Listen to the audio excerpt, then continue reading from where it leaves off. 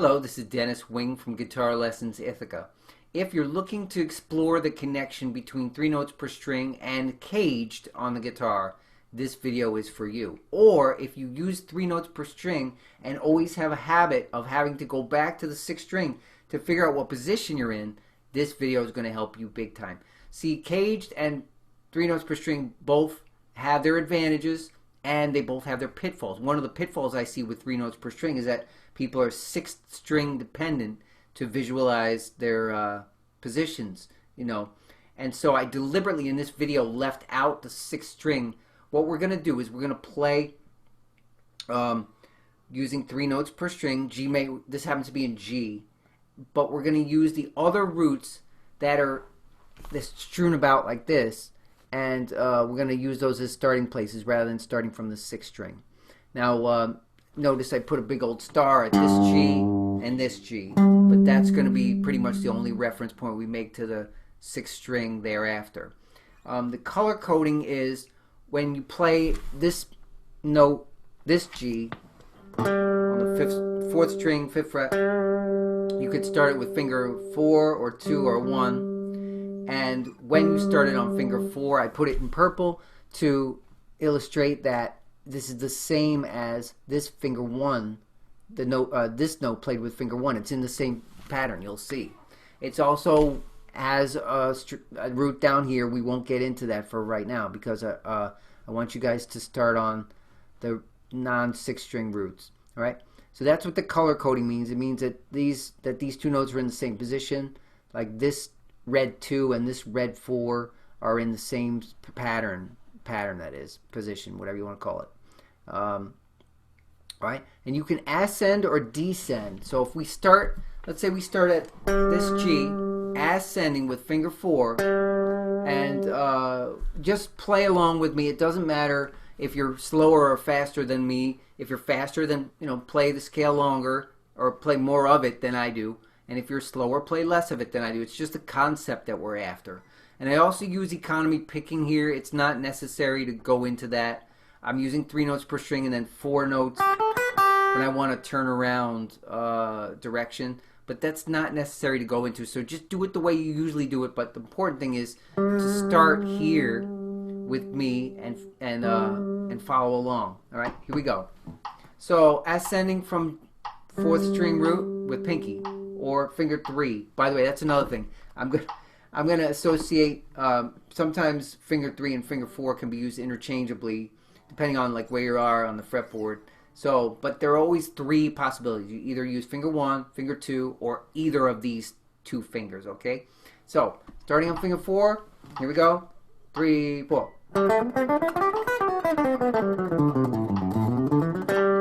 It's interesting, I started on finger 4 and I ended on finger 3, but either way. So that's what it would look like ascending. And descending is...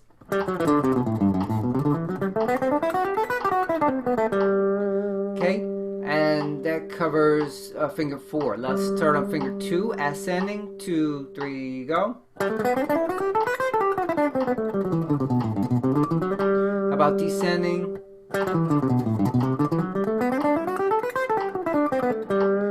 And now we'll start on finger 1, 2, 3, 4, ascending. Now descending.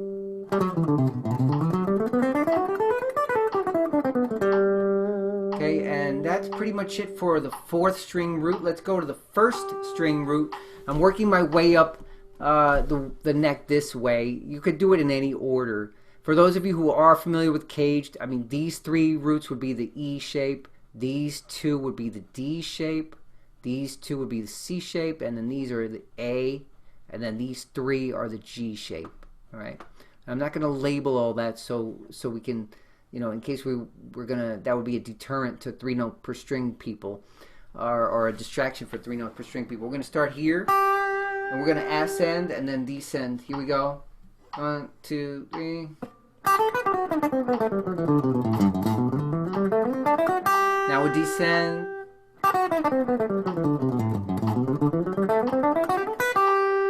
And that's pretty much our only possibility for right now. We'll come back to the root on that string later when we get to a higher position. Because if you start on fingers 2 or 4, you're gonna either involve open strings or you're going to run out of room. So we'll come back to that later. So that covers this guy and this guy. Now we're at the second string root, which is at fret 8 in the key of G. We'll start on finger 4. We'll ascend first. So we're here, 3, 4. Now we'll descend. Now let's do finger 2 next. 1, 2, ascending. Now descending.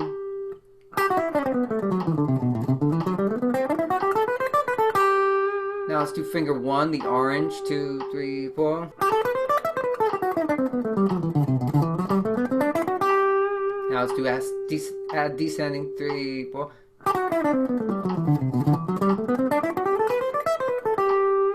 Alright, that covers the 3 possibilities for second string root. The next one is the 5th string root.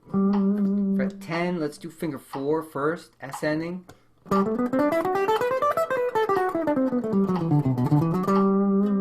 about finger 2 next? 2, 3. Oh, actually we didn't descend on that one, so let's descend. 2, 3, 4.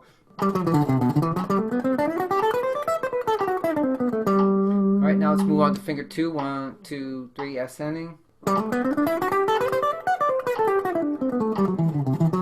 Let's do descending.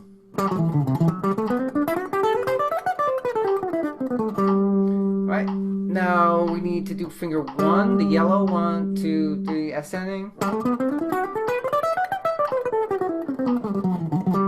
Right, now descending.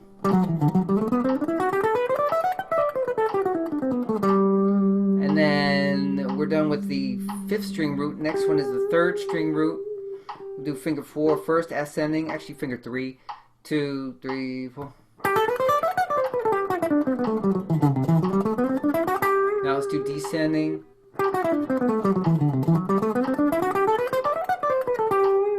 Alright, that's finger 3. How about finger 2, ascending?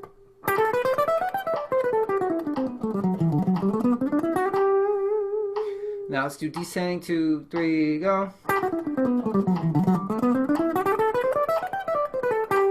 Now we need to do finger 1, the pink. 3, 4. Let's do descending.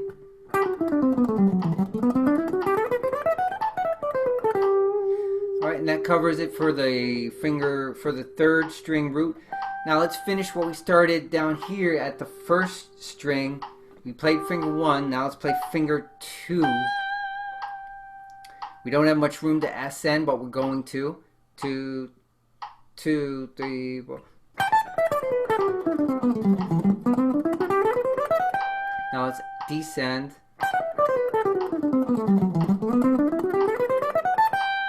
Alright, and now finger 4, 2, 3, descending only.